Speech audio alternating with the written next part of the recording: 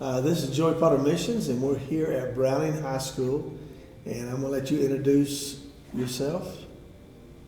You are. Hoki niksukwa nitani ko ki nitaya beat since sin Kevin aki suika sin kicking woman. No tu amskapi pikani southern pagan.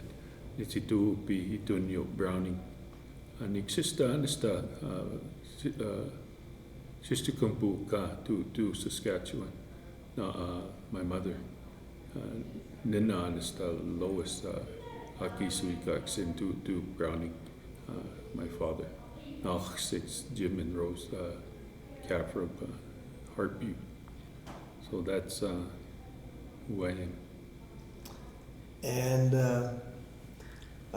you're a teacher of the Blackfeet culture, is that? Blackfeet culture, history, and language. Okay. Yeah.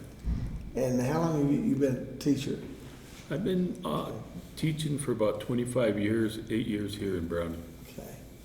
And you received the honor of being Montana's Teacher of the Year. I did, 2024 Montana Teacher of the Year. Okay. You happy about that? Oh, extremely. I think that one of the things that, for me, being Montana Teacher of the Year was the kids got to see a Native American win it, especially from here on the Southern Pagan Reservation, and the kids were extremely happy. I mean, to see them knowing that one of them did it, and that was the pinnacle of my feelings on how winning that prestigious award. That's beautiful. So how we met was came to a pepper rally. I was here. Miss Campbell invited me at Browning High School, and I was at a pepper rally where one act play was getting ready to go somewhere and compete. And they said that that one of the teachers, Kevin, kicking woman, was going to do a prayer. So I'm waiting for the traditional Western white man's prayer, and then you do this amazing song and prayer, maybe of the Blackfeet, of or at least it's native, and it just overwhelmed me. I was shaking. I just and I have heard before at different powwows, but what you did was just like, wow. And I said, I need to talk to him. And then you shared. We got to meet, and I thought, wow. And I told you I wanted to come back and film and just gather as much knowledge as we can because of what you've lived through, what you represent, and what you share that the world needs to know, I believe. I truly believe. So with that, whichever way you want to go first, I don't know if you want to do the song or you want to talk more about your life, or both. We can do a song. We'll start off songs. It's always good to start off with songs. And the song I made long years ago, and so I'll sing that song, and it's a kind of a morning blessing song. When you get up in the mornings, there are 4 things you do in the morning time. You call upon the Spumita peaks, the above beings, and you face east when Natu Siakota Miskapi, the sun has risen. And when that sun rises, you give homage to the sun for coming up. It's without the sun, there's no life. And so through Creator, Obstatuki, we pray, we call upon the Spumita peaks, all the above beings in the cosmos. We call upon that energy, that spirit to come help us. The Suita peaks, the water beings, everything in those water, we call upon them to come help us, that energy, that spirit.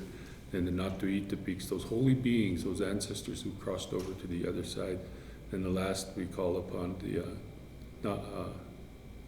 Natuita peaks, Suita peaks, Spumita peaks, Sachkomita peaks, the earth beings, everything on this earth that has life, the trees, the grass, the birds, the animals, the human beings, everything on this earth has power and energy. And through all that, we have what we call kakioksin, the alignment through these. It's almost like your elder said, I said, what's kakioksin mean? And he told me, he said, well, I guess if you act like a cat all your life, you'll be a cat. He said, well, that's what that's talking about, kakioksin. You're aligning yourself with all these beings so that way you can become a true human being, a matapi. And that's what that is. So here's a song that I use. Yima, hey, ah, hey, hi, hey, ala, hey, ala, hey, hi, hey, ala, hey, oh, hey, oh, hey, lo. I know ho, hey, ah, hey, hi, hi, hey, ala, hey, ala, hey, ha, hey, ala, hey, oh, hey, oh, hey, lo. I oh ho, hey, ah, hey, hi, hey, alo, hey, ala, hey, hi, hey, ala, hey, oh, hey, lo. I know ho, hey, ah, hey, hi, hey, alo, hey, ah, hey, ala, hey, oh, hey, lo. That's a morning blessing song. So, I grew up here on the Blackfeet Indian Reservation. 1967, June 25th, I was born. And I had a father and mother, and of course there was a lot of alcoholism and so on. And I won't get too much into it, but my mom left when I was 6 months old. My father tried to raise me, but he could not. I mean, he lacked reading skills and some things, battling alcoholism. So I started going to these foster homes. And so the first foster home I went to, I stayed with them 2 years or more. And my dad tried to raise me again, but he couldn't. And he gave me to another family. And the abuse was so intense that around 4 or 5 years old, they used to urinate in a cup and I would drink it. They'd make me drink it, give me hot peppers as a young man. I can remember sitting there in the high chair. And I used to have this reoccurring dream of a hole and a rope going down, looking up into this. And so when some years back, I went back to that house and I looked up where that cupboard was, where that hole was, and that's where they used to hang me. And they would hang me and pull me up, and I remember they'd laugh and do it again. But the last thing they tried to do to me is they gave me either it was Drano or Lysol that burned my esophagus so bad that I still suffer from that today, where my esophagus is very tender and one day they probably have to do a transplant or so on. So knock on wood, it hasn't happened. And so I went and spent about a year in Seattle Hospital and reconstructing my esophagus. And so I have to blend food, and back then I remember I couldn't have all, my food had to be blended so I can swallow and so on. But anyway, I went on and to the family, some other members in foster home, and the abuse didn't stop there. It was intense. I couldn't do a lot of things, go play outside. I was a virtual, a slave in the house, to cleaning house, washing clothes, mopping the floor, chopping wood, doing laundry. I was just everything. In fact, they would even go as far as to put me in women's clothing and say, "This is our daughter," and so on. And so I stayed there for quite a few years. And I remember when I was 9 years old, a certain individual would come home, and I don't want to use names because some are still living, and I don't know why I don't want to hurt them because they hurt me. But anyway, this individual would come home and he'd be drunk, and he would abuse us, me and my brother, and I let him tell his story. But one day he came home and I looked outside. It was a beautiful day, I remember, evening time, about 4 or 5 in that evening, maybe 6. And I was so scared that in the country where we stayed, there's about 200 family members, a little place called Star School, that when he came in, getting off the car, I took off the back door. And when I took off the back door, I went up, and 9-year-old, you're thinking, well, I'm going to be gone forever now because I'm going to go survive out in woods, the brush, or whatever. That was my thought as a 9-year-old. So I went up and I remember this crowl. A guy named Kenny Oldperson had a crowl in back and he had a lariat there, and I just grabbed it and put it over me. I don't know why I grabbed the rope. Then I went up and I saw this or bread bag. I cleaned it out and I started picking berries. I thought, well, I'll survive on these for today. But anyway, I start walking about 7-8 miles up to a little degree above Star School. There's this bridge up there. Well, it was getting dark, and in summertime, it gets dark about 11, 10. So I began to kind of get scared, and then I didn't even think about the animals or anything, but I started making my way back. Well, by then, people were looking for me, and I can hear them yelling for me, calling my name. They call me Irvin. And to be Irvin, I could hear them. But they would be coming on the trail, and I would roll over into the brush, and they'd just walk right by me. And I made it all the way up to the next door neighbors, a guy named Pat Kennedy. And I crawled under the trailer there, and I saw this tarp, and I just rolled up in it. And I fell asleep. And all of a sudden, this bright light was on my face, and it was a gentleman, Delano Bermudison, I'll never forget his name. And he said, "Here he is."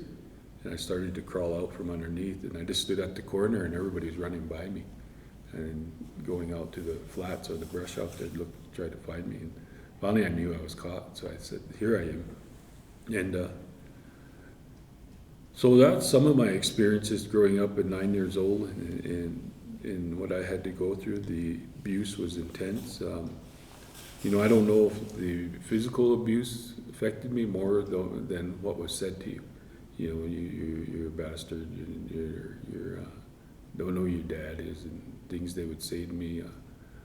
You never amount to anything, or all that type of stuff. And you almost tend to believe it because you just had no hope or whatnot, and so on. But I remember, I was around 8 or 9 when this lady came in, and she was asked me to look for some tweezers. Well, I couldn't find these tweezers, and when you're scared and whatnot, I was trying to fiddle around and whatnot, and she came in and said, "Did you find them?" And I said, "No," and she threw something at me. Well, when I hit me behind the head, I fell to the ground, and I woke up. I looked over, I realized she had knocked me out. And so I got up off the floor, and she said, "You stay in here, you little effer," I remember her cussing, and I sat at the edge of the bed. And that's when, at around 9, 10 years old, I guess, 8, 9, 10, I sat at the edge of the bed, and I began to talk to God, Creator, and I said, "I'm going to go kill her, and I'm going to kill myself." And that's tough to think as a young, you're still a young man, or just toddler, not a toddler, but 10 years old, and I began to pray, and as I was praying, I got this really warm feeling in my body, and these words came to me. It said, "There's a fire in your heart, don't let it go out." I remember kind of my spine stretching, and I just wiped my tears, and I never cried since. And I said I would never, ever give them the satisfaction of seeing me cry, even when they beat me or whatnot. I'd just stare at them and look at them. Not go cry on my own time, but not in front of them. And you can see, I could almost see the fear in their eyes, because they're like, "Oh, they didn't get what they wanted." And I'd just be like, "Well, you done?" And I'd go and do what they did, or whatnot. So I went on through there. Then 14 years old, I just had enough. And it's 8 miles from Browning. And so that night I planned on getting up in the morning, and I was going to walk into Browning, and I was going to go to what they call the welfare office. And as I went in, got up that morning, I walked to town in Browning, and I went to the welfare office. I remember knocking on the door, and it was a little early, about 7:45, and this lady opened the door. It didn't open till 8, and said, "Can I help you?" I'm a 14-year-old kid. All I said is, "I'm abused and I have nowhere to go." And they had a guy named Stanley Spotted Wolf, I'll never forget his name. He was the worker there, social worker. And so they took me in, and they didn't know what to do with me. So I went to a couple more foster homes trying to keep me and whatnot, until I found a place. Then this family, farm and ranchers, I met their kids at school, and they said that their parents were gone. You can come live with us 2 weeks. They're on vacation. So I went and stayed with them. And when their parents come back, I took off at the house. I took off. I went across the street to play basketball. And because they're going to talk to him about, I guess, keeping me. And when I think about that, then I felt like an animal, like, see if we can keep you, And so I went over there. And it was really weird. The guy said, yeah, we'll take a chance on you. And they were extremely good people. Mm-hmm. Chores were divided. They asked me and I had homework. They treated me well. And so I went on there. Then after that, I graduated from Browning High School in '85 and decided to go a little place called Haskell Indian Junior College. I went down there. And one of the things I tell my dad was a good guy, man. Although he drank, couldn't raise us, but I had a lot of love for my father. And I asked him when I was a young man, I said, what makes a good man? He said, the military. And so I was in Haskell, and all of a sudden I could walking up by the stadium there, and I could hear this voice say, you need to go to the service. And so when I came home from break from Haskell, I went down to Great Falls, flew in there, and I went straight down to the recruiters. And the only one to come out and meet me there was the Navy recruiter. And so that's how I joined the Navy. Did 4 years there, went in the Gulf year there. And other than that, met my wife, got married, have 5 kids. We adopted 2, 7 kids altogether. And that's where we're at today. He went and graduated with my BA in Native American Studies and my master's. I actually went to Police Academy and got into teaching. And also worked as a prison corrections officer for some years too. And so that's kind of that in a nutshell. And this is where I am at today in Browning High School, doing what I love. So,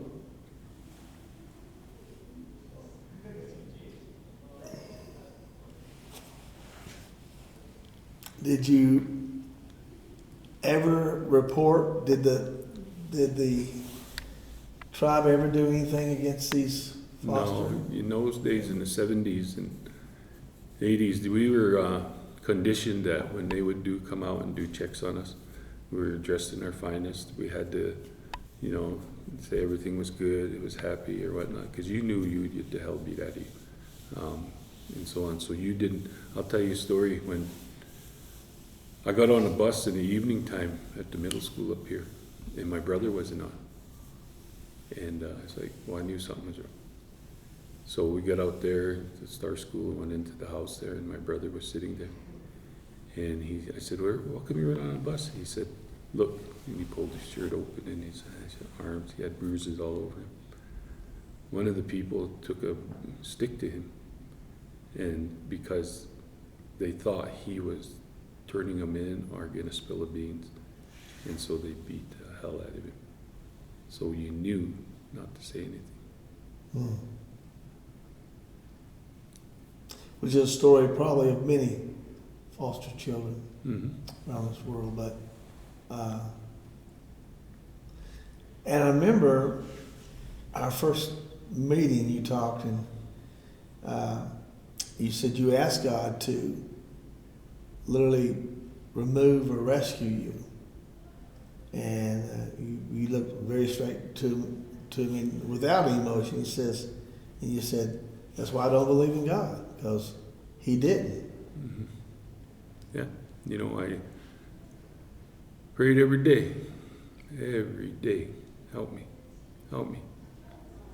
And as I got older and start to think critically, I realized to me that the Blackfeet way of life helps me more than Christianity. You see, I called, and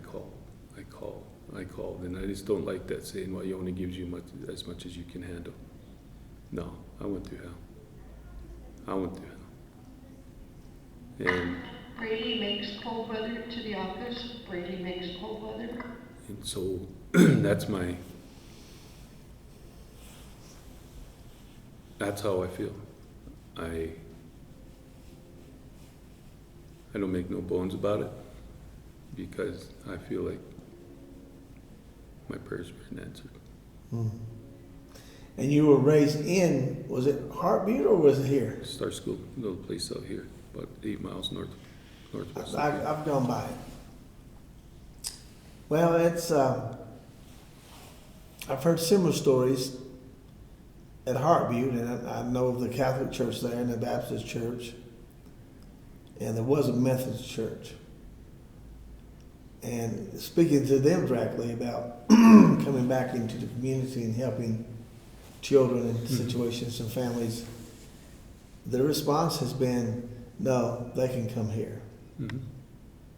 See, I respect other religions wholeheartedly because there's power. I really strongly believe that. But I remember sitting at a conference, not a conference, in class at the University of Montana, and an old gentleman named Ron Terry, he's in his 80s, he was going to do a presentation. He was sitting there milling around his stuff, meddling. All of a sudden he turns around, it must have been 300 or 400 of us in that room. He said, before I start, I want to say one thing. He said, remember, Native people never killed in the name of Jesus. Wow, and that hit me.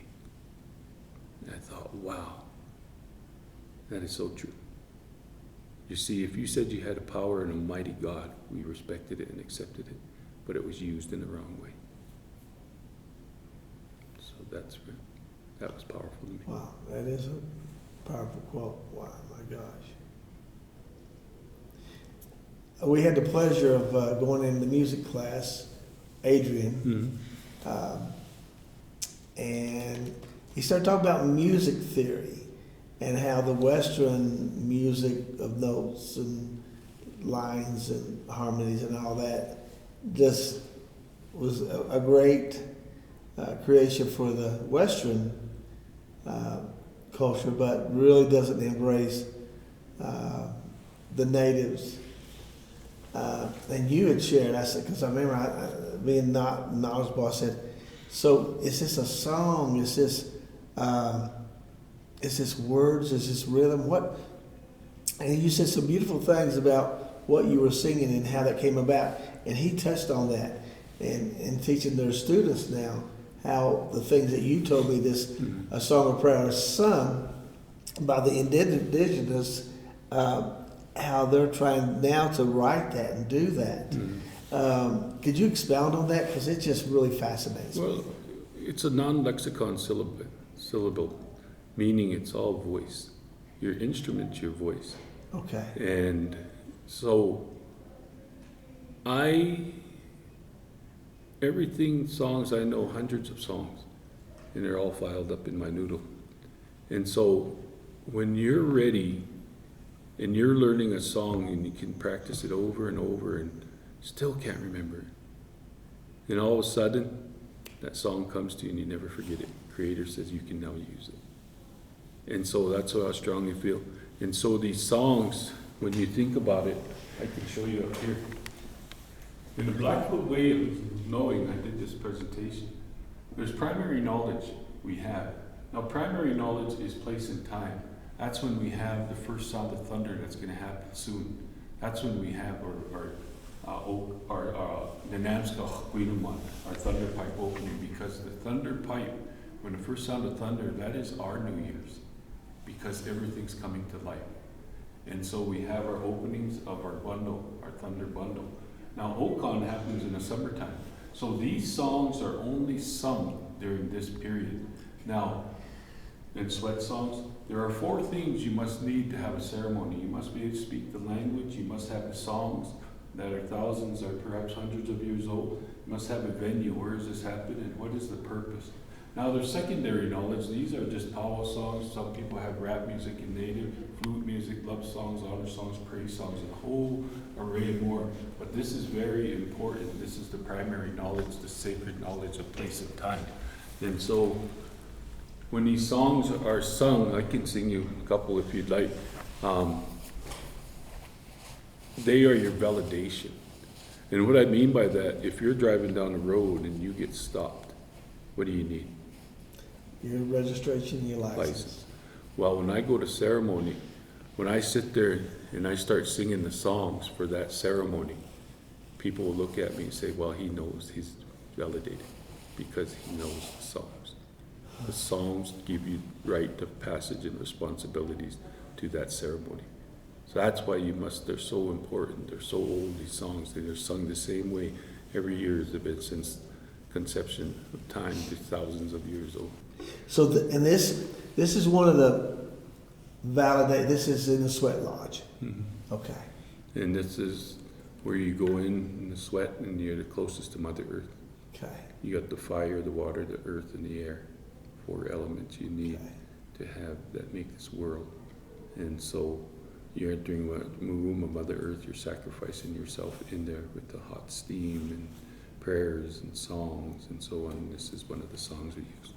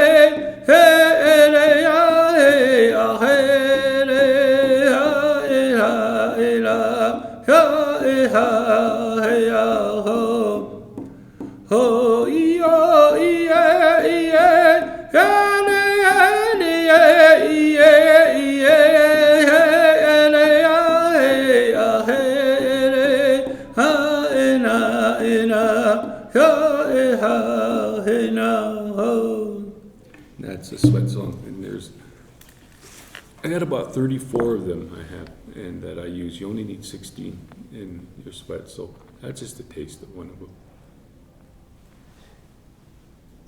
The sweat lodge is like a church service. Would that be fair? Yeah, it's a form of worship mm-hmm. and the communication of all the beings we talked about when we first started. Right. And Creator, you know. I'll tell you one time, I was doing a men's camp and called Regaining the Warrior. And so I told the gentleman, write down your things you want to give to the fire. That you perhaps, it's confidential, it's yours. So I sat there and we sang Face South. And when you face east, then you let it go and you put your stuff in the fire. So we faced south and I started to sing. Then we faced west, then north. Well, when we hit west, it was a beautiful day, no clouds. And as we were singing, then we heard thunder. And it gave me validation and faced. So things like that I've witnessed, and like an eagle that would always be at this sweat site.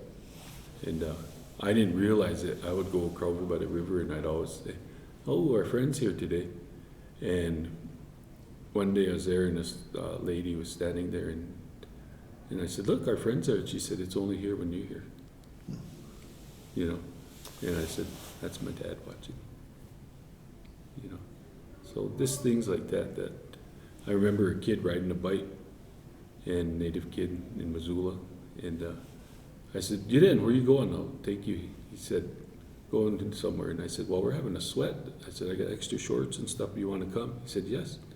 He was a teenager, and we went down there, and we got done, and we were leaving, and I said, so what do you think? He said, can I say something to you? I said, sure. He said, as you were singing, your face was glowing. And he's the only one who saw it. Okay. So things, then I asked Creator, I said, well, show me. Show me something that validates. And so things like that, it puts you on the right track. Like, okay. Yeah. Gosh. And so all this knowledge of the Blackfeet culture, is it mandatory for kids to take this class before they graduate? No, it's elective. Or It's elective. elective. It's not mandatory. And so it's kind of good. A lot of them come in. You know, Good. I get a full schedule. Goodness. I've talked to a few teachers, and Sandy and Carrie and all of them, and there's this respect for you that they have, and Thank you. and I'm going, okay, I see it, I get it, because of your walk.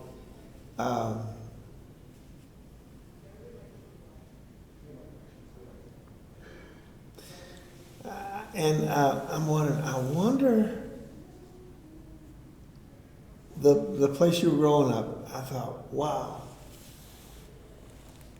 And though you did pray, it still takes someone to go and do Mhm. and respond.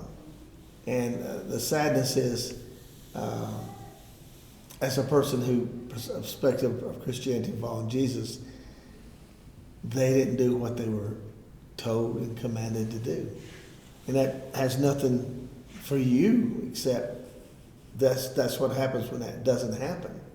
And great, but that was a powerful statement you said, that there's no person who's ever a native that's come to Jesus that's killed, or how do you say it?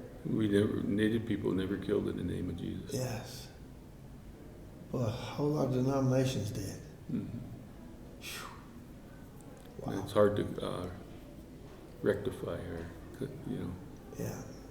or hard to fathom. Like, it was supposed to be this loving, and it is, but it was used in the wrong way. Yes. Yes. So, doing your history, I was looking at some of your, maybe from that book, but your children have all seem to have gone to school and been awarded some phenomenal degrees. Mm-hmm. I mean, education just thrives in your family. Mm-hmm. My goodness. And I was just going, wow. And your youngest, though, I can't remember, that would be a girl. No, my girl's the third. Oh, Third. Is there 5 boys and 1 girl? Yeah, But she's not in the. she's the third one. Okay. Yeah, I got my oldest is writes for Indian Country Today. He's a journalist. Okay. My second works for community health in Bozeman. Got his degree out of Bozeman. And my daughter, she was accepted in every Ivy League school and the Naval Academy, and she decided to go to Stanford, where she got her master's. My fourth son is works construction, and my fifth son is in college, and the other 2 are still in high school. Okay, you've got 2 in high school. Where are they in high school at? Loyola High School. Okay. In Missoula. That's where you live. You told me you Yeah. drive. Yeah. So if there was a question or a statement or for today, with all that you know, what would you say to the church? What would you say to those people who say they follow Jesus? Keep doing what you're doing. It's a powerful God. Okay.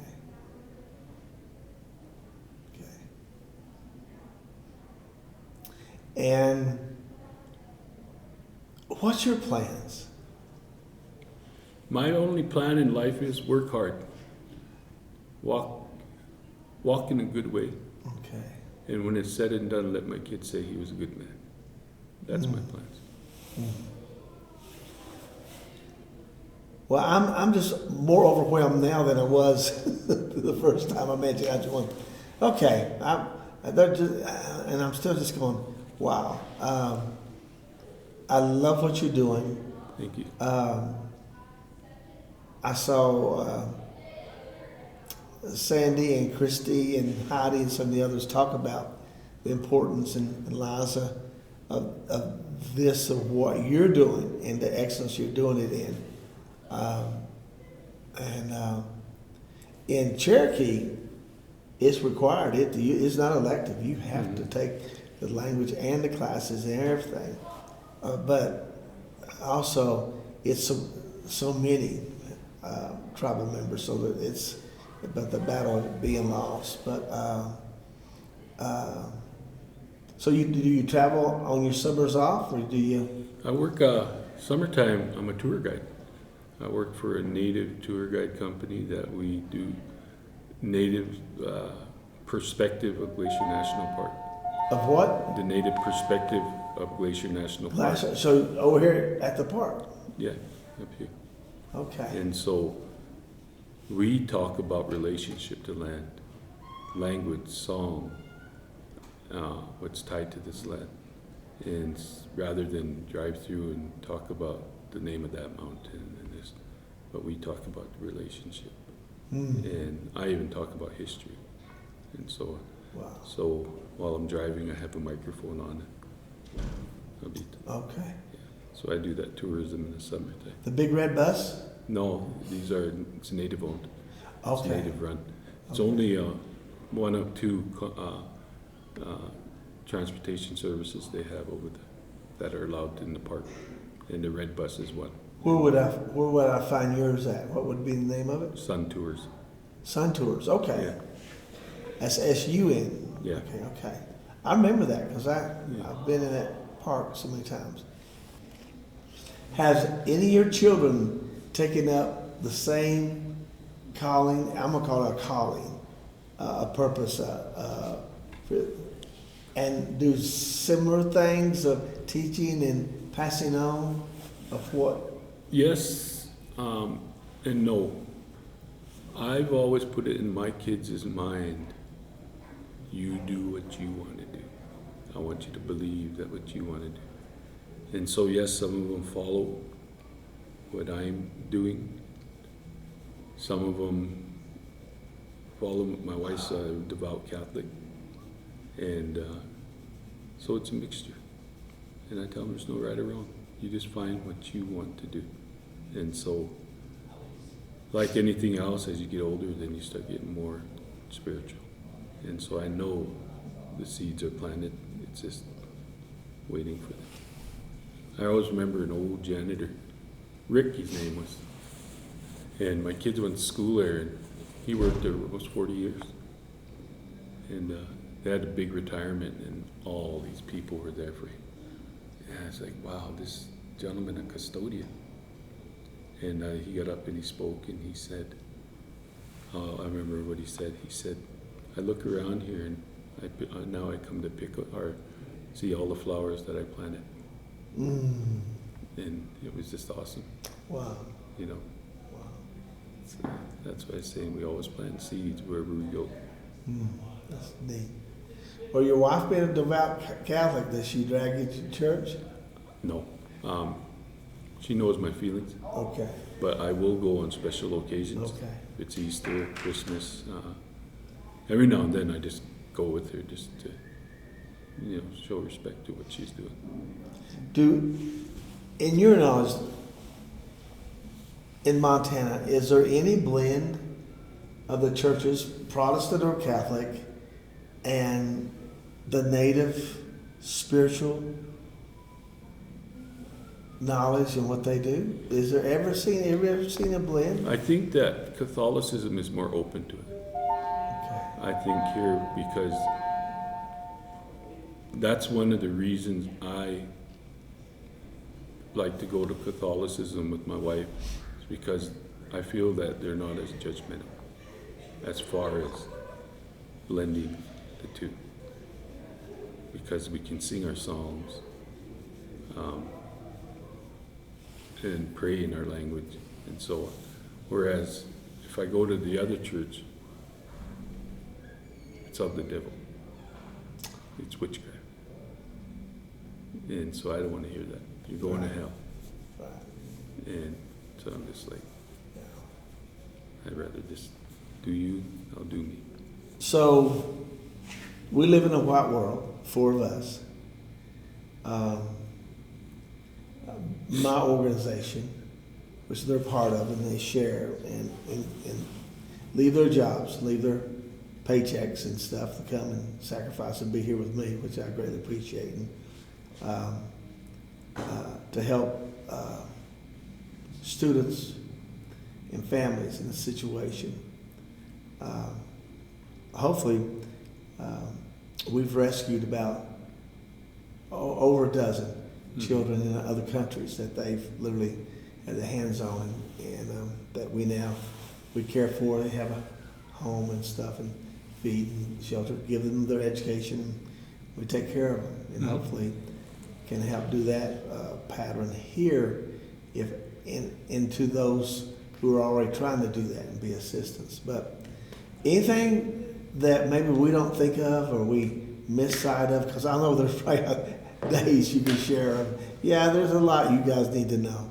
But just off the top of your head, anything that you would say, yeah, here's some things that would be courteous or simple to remember. I don't know. We just want to be gracious. I think that for me, churches came and took our language. They beat us not to speak our tongue. I think that if anybody wanted to help us restore the language, they spent millions and millions and millions of dollars to take this language,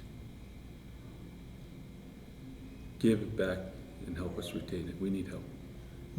You see, language is our defining characteristic of who we are.